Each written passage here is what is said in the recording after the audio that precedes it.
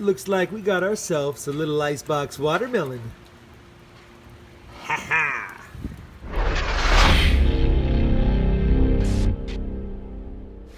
Hey everyone, it's Rob the Backyard Gardener, and I've got some fantastic news for you.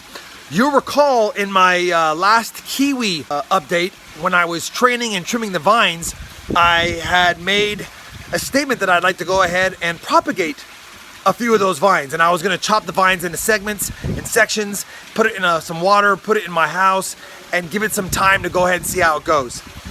Long story short, it's been about 7 weeks, and I've kept true to that propagation method that I was showing you, and I want to share the results with you. We're going to start first and foremost by showing you the video from before, from the last Kiwi update, just to kind of refamiliarize you with what I did, and then we'll go ahead and jump forward to today, and I'll show you where the Kiwi vines are at. Well, as much as it pains me to cut off of anything, we're gonna do it. I think what I'll do though is I'll try to propagate this guy. I'll cut it in a couple sections and see if I can get it propagated. So there you have it, guys. I'm really not sure if this will do much, but I'm willing to give it a go. I'm going to take these indoors in my indoor grow room so they're not in any direct sunlight. We'll give it a month or so until they die or they produce roots, and if they do produce roots, then we know the propagation method work. I'll keep you updated on the next update on these to see if they get roots. May not, may just be a waste of my time, but I just didn't want to discard them for nothing if there's a chance they can produce additional Kiwi vines. All right, so now that you had a look back, I want to show you where the Kiwi vines are at today. I noticed there's been a lot of progress in the last week after 4 to 5 or 6 weeks of really not a lot of progress. Still super exciting. Let's go take a look right now. So July 4th was when those cuttings were taken and placed into this jar. I know it looks green, guys. It has had some algae, but I've been changing it out every single week, but I've been feeding it just a little bit of nutrients since it's been in here almost 2 full months now. But let me show you what's going on. If you look in here at the base, you'll see that it's really putting out a lot of root nodes. And so it started doing this about a month after I cut it off the plant. And I decided then that I would inspect every single one of the stems. I know it's hard to tell, but you can see just at the base of this one, there's just starting to get some roots. So on these thinner ones, it's taken a lot longer for anything to happen. Let me get another example in here. But on these little bit thicker branches, you can see that it really wants to start rooting. And I'll give you the best example in here. I went ahead and pulled this one out the other day, and sure enough, we got roots. So what happens is, it's taken about a month for it to get these little bumps, and then it took another month to get some of these roots that you see here. Now, not all of them have the roots. Some of them are still just getting the bumps in there, but what I'm pointing out here is that it looks like it's working, guys. I mean, at the end of the day, if it gets roots, it's going to be able to support the structure. And once it got the bumps and it got the roots, it put on some new foliage, as you can see here.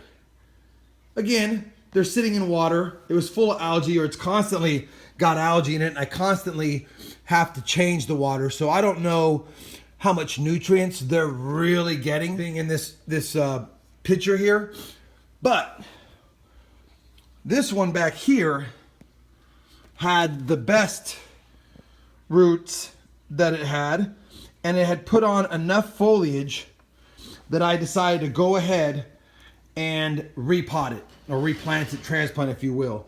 So I cut off all the dying leaves that, like these, that didn't look that healthy, or the spotted leaves like these that are kind of crunching up, and I kept solely the leaves that look the healthiest, obviously the new growth.